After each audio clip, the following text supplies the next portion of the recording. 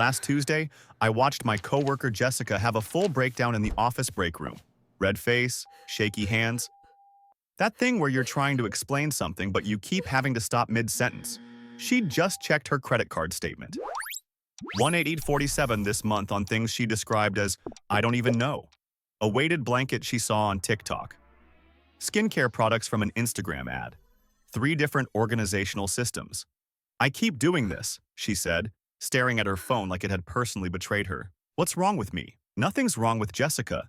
The problem is that she's fighting a system designed by people with PhDs in behavioral psychology. She's losing because she's been using the wrong strategy.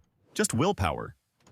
But there's something she could try. Something so simple it sounds almost insulting. I know because when someone told me about it, I rolled my eyes. Then I tried it anyway.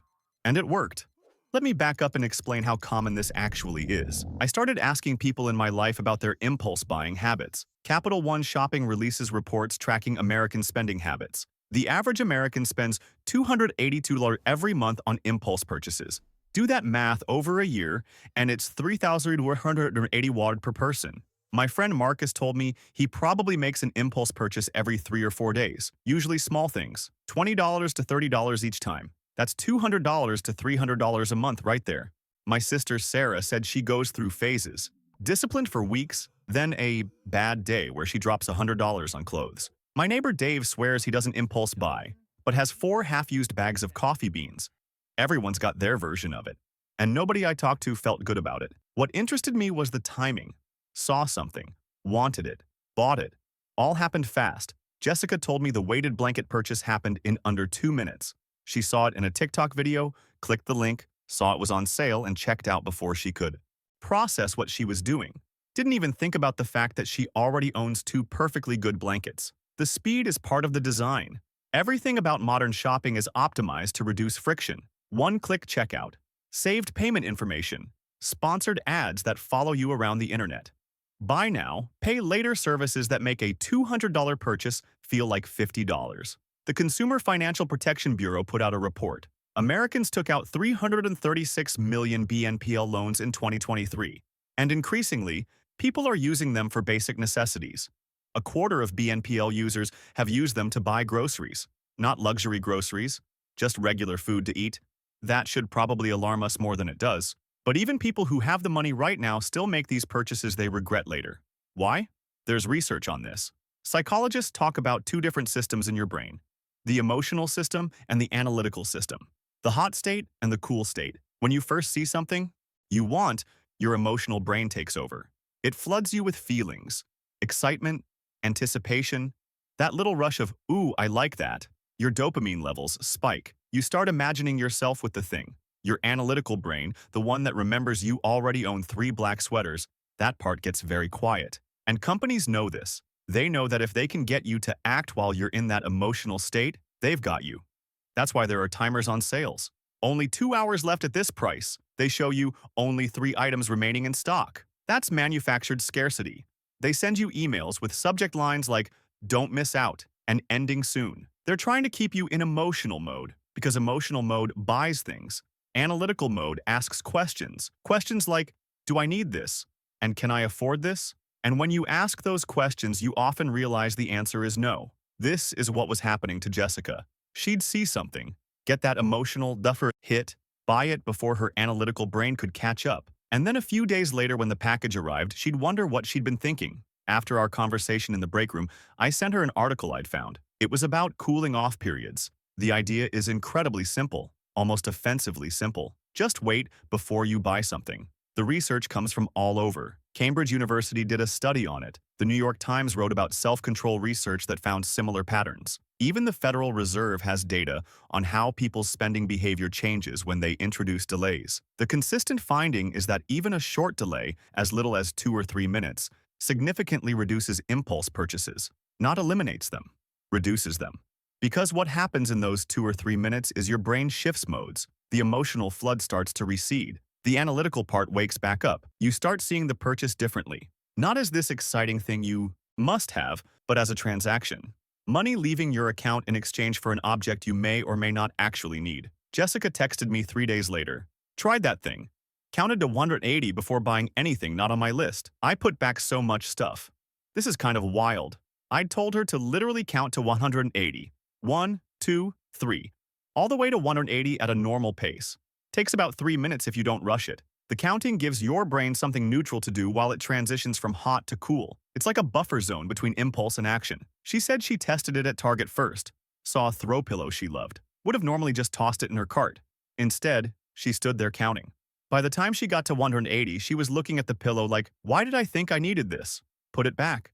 Same thing happened with a candle, then some fancy hand soap, then a picture frame. She still bought the things she came for, still bought the things she actually needed. But all those little add-ons, the stuff that usually sneaks into her cart and balloons her total, she left behind. The next week, she tried it shopping online, added a sweater to her cart, set a timer for 3 minutes. When the timer went off, she went back to look at the sweater. Closed the tab instead of checking out. It's not that I don't want nice things, she told me later. It's that when I give myself a minute to think about it, I realize I don't want them as much as I want to not feel guilty. When I check my credit card statement, I don't want that sick feeling anymore. I've been using this approach for about 4 months now. Not perfectly. I've definitely had moments where I skip the waiting period because this is different, or this is actually important. But more often than not, I do it.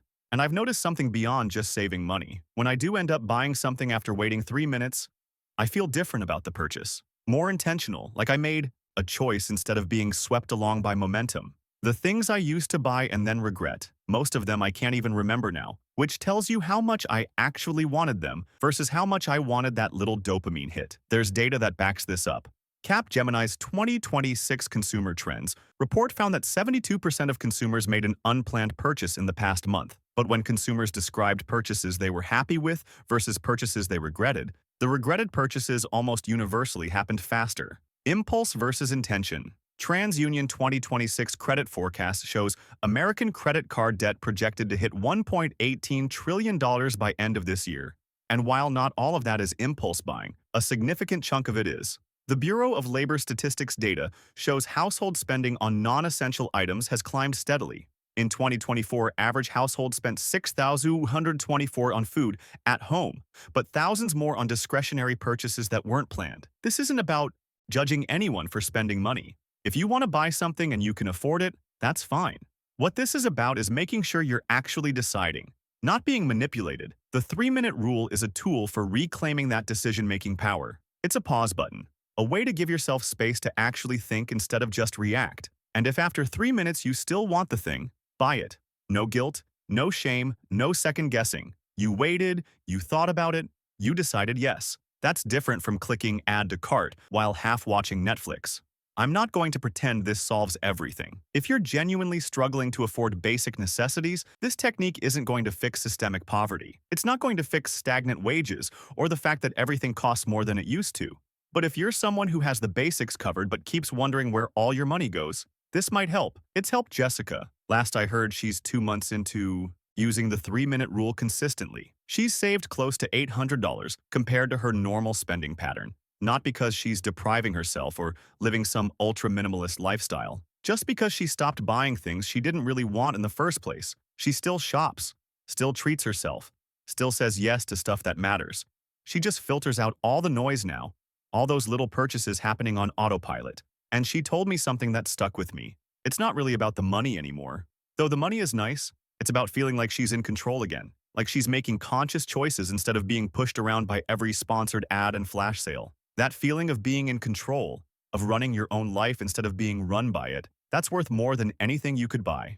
I think about that sometimes when I'm standing in a store with my phone timer running. 3 minutes feels like a long time when you're just standing there. Long enough to notice things. Like how the thing I thought I desperately needed 30 seconds ago suddenly looks kind of ordinary. Or how many people around me are shopping the same way I used to. Grabbing things without pausing, moving through the store on autopilot, cart filling up with items they probably didn't come here to buy. I'm not better than them. I was them 4 months ago. I'm still them sometimes when I forget to hit pause. But I'm them less often now. And that's progress. If you want to try this, start small. Next time you're about to buy something unplanned, set a timer for 3 minutes. Or count. Whatever works for you. See what happens. Maybe you still buy it. Maybe you don't. But at least you gave yourself the chance to decide, instead of just reacting. Worst case, you waste 3 minutes. Best case, You save yourself from a purchase you'd regret later. And over time, those saved purchases add up to real money, real space in your home, real peace of mind when you check your bank account. Jessica's credit card bill last month was $400 less than her usual, not because she stopped living her life, because she started living it more intentionally. And if she can do it, coming from a place of real struggle with this stuff, so can you. 3 minutes. That's all it takes to shift from autopilot to intention, from impulse to choice. Give it a shot. See what happens. You might surprise yourself. To recap, Americans spending $282 a month on impulse purchases. That's $3,180 per year. Credit card debt at record $123 trillion. The problem? Emotional brain takes over when you see something you want. Companies design everything to keep you in emotional mode. Timers, scarcity, urgency. The solution? Wait 3 minutes before buying anything unplanned. Research from Cambridge, Federal Reserve, and New York Times confirms this works. Just count to 180. Gives brain time to switch from hot to cool mode. Jessica saved $800 in 2 months. Still shops, just more intentionally. She regained control. That feeling is worth more than any purchase. Try it next time. 3 minutes. See what happens. You might surprise yourself. That's what's been on my mind lately. If this helped, cool. If not, that's fine too. Subscribe if you want more real talk about money.